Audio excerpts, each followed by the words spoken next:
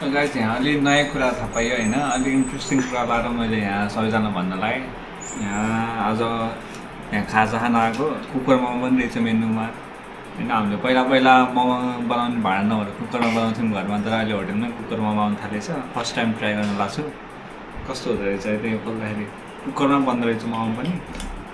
यहाँ खोलामा त्यही झोल सहित आउँदो रहेछ, यहाँ झोल पनि हुँदो रहेछ। यो भाँडाहरू दिँदो रहेछ ठ्याक्कै हाल्नको लागि। अब यसले चाहिँ निकाल्ने होला।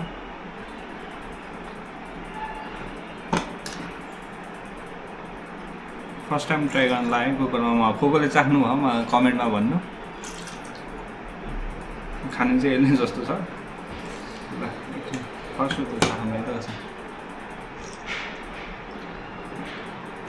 यस्तो नफुट्दो रहेछ कुकरमा बन्दाखेरि।